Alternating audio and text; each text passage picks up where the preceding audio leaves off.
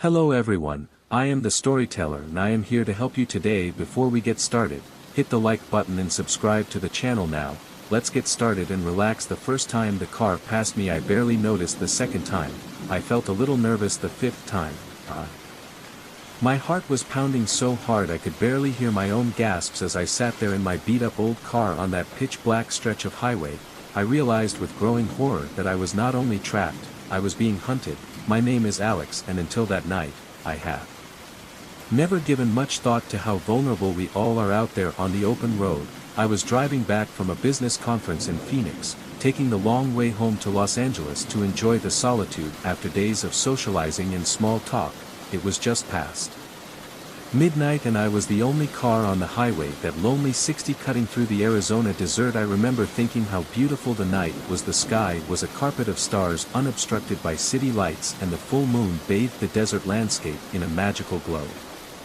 The radio was playing an old Eagles song and I tapped my fingers on the steering wheel, feeling more relaxed than I had been in months. That's when my car started to lurch. At first I thought I had hit a bump, but then the engine coughed up. Lights on my dashboard started flashing and I felt the car lose power. I managed to pull over to the side of the road before it died completely. The sudden silence was almost deafening after the noise of the engine and radio. No, no, no, I muttered, turning the key in the ignition. Nothing, not even a click. I pulled out my phone knowing what I was going to see. No signal, of course. For a while I just sat there trying to decide what to do. I had some water and snacks in the car, but no flashlight, no flares. I know there is a town about 30 miles away, but in this dark walking seems like a bad idea. My best option is to wait for another car to pass and hope they stop to help. That's when I see headlights in my rearview mirror. Relief fills me as I see the car approaching. I turn on my hazard lights and get out of the car. Wave to get their attention, but the car doesn't slow down. It speeds past me, kicking up a cloud of dust that makes me cough as it disappears into the darkness ahead. I catch a glimpse of a black sedan. Its tail lights fade into the night. Thankful there's nothing, I grumbled. Getting back in the car I try the engine again, more out of hope than expectation. Still nothing as I lean back in the seat, trying to figure out my next move. At first I saw the headlights in my mirror again.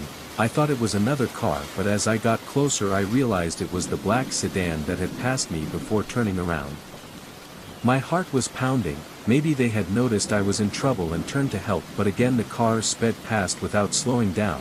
This time though I could have sworn it had slowed down just a little as it passed me. A sense of unease began to spread through me. Twice it could have been a coincidence, but it felt wrong somehow. I suddenly locked the doors, very aware of how exposed I was here. The desert that had seemed so beautiful before now seemed vast and terrifying. Every shadow looked as if it was hiding something or someone. 10 minutes past 15 minutes I was starting to think I was overreacting when I saw those headlights again. The same car turned around to pass a third time. This time there was no doubt about it. It had slowed down considerably as it got close enough. I could make out the silhouette of a lone driver in the car, but before I could see clear, it sped up again and disappeared into the night. My palms were sweating, my heart was pounding now. This was not normal behavior. No one drove past on the deserted highway in the middle of the night unless they were looking for something or someone. I tried my phone again, but still no signal. I thought about trying to wave down the next car that passed, but the idea of getting out of the car suddenly seemed scary. If it was the sedan again, if this time it stopped, the minutes dragged on. Each minute felt like an hour. I was startled to hear every sound of the engine cooling, the whisper of the wind blowing through the desert, and all the while I looked in my rearview mirror, dreading the appearance of those headlights. I didn't have to wait long. The fourth time the sedan approached. This time it slowed as it passed me. I shrank back in my seat, trying to make myself as small as possible. Through the glare of the headlights I could see the driver passing